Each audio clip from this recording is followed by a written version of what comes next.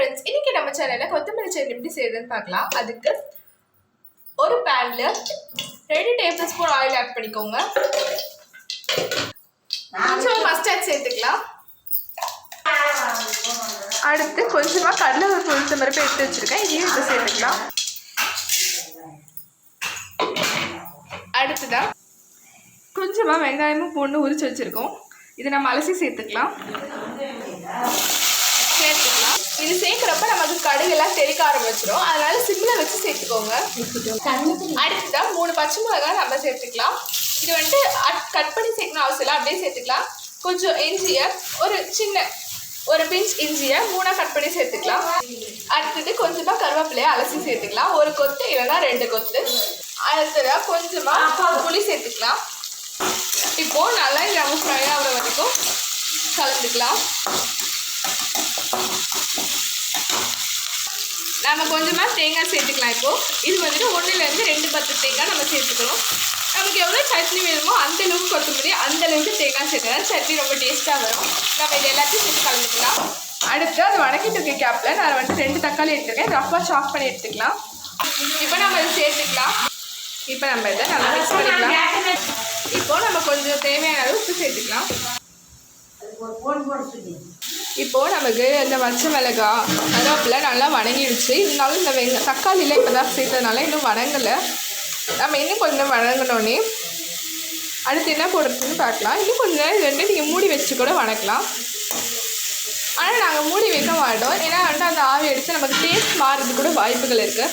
இந்த ஹோல்ஸ் இருக்க மூடியை பார்த்து நீங்கள் வேணால் மூடி வச்சுக்கோங்க. அடுத்ததான் கொத்தமல்லி. நான் வந்துட்டு நாட்டு கொத்தமல்லி தான் கட் பண்ணி வச்சுருக்கேன். இந்த நாட்டு கொத்தமல்லி தான் டேஸ்ட் சூப்பராக இருக்கும். நம்ம கொத்தமல்லியை விட இது வந்துட்டு ரொம்ப சின்னதாக இருக்கும், உரிக்கிறது கஷ்டமாக தான் இருக்கும். இருந்தாலும் டேஸ்ட் வைஸில் இது சூப்பராக இருக்கும். இப்போ நம்ம சேர்த்து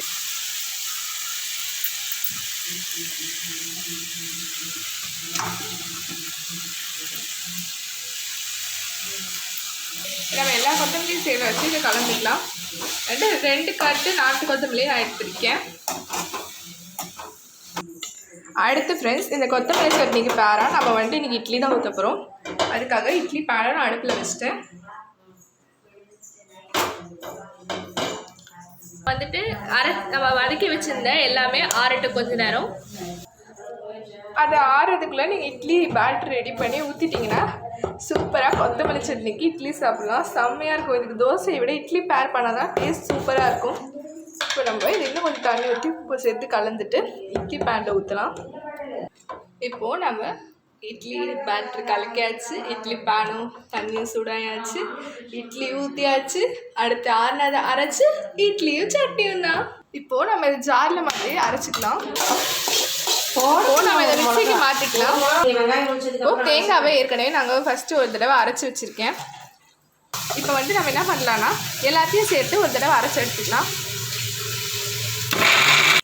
அவ்வளோதான் ஃப்ரெண்ட்ஸ், நம்ம சூப்பரான கொத்தமல்லி சட்னி ரெடி ஆகிடுச்சு. டேஸ்ட்டும் பண்ணி பார்த்தா செம்மையாக இருக்கும். அவ்வளோதான் ஃப்ரெண்ட்ஸ், நம்ம சட்னி ரொம்ப சுவையாக ரெடி ஆகிடுச்சு.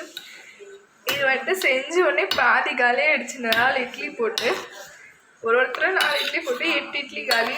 அதனால சட்னி கம்மியாக இருக்குது. இது நீங்கள் இட்லி கூட வச்சு பேர் பண்ணி சாப்பிட்டா செம்ம டேஸ்ட்டாக இருக்கும். இந்த ரெசிபி பிடிச்சிருந்தா நம்ம சேனல் லைக் பண்ணுங்கள், ஷேர் பண்ணுங்கள், அதுக்காக சப்ஸ்கிரைப் பண்ணிடுங்க. பாய். இன்னொரு இன்ட்ரெஸ்டிங்கான ரெசிபியில் உங்களை சந்திக்கிறேன்.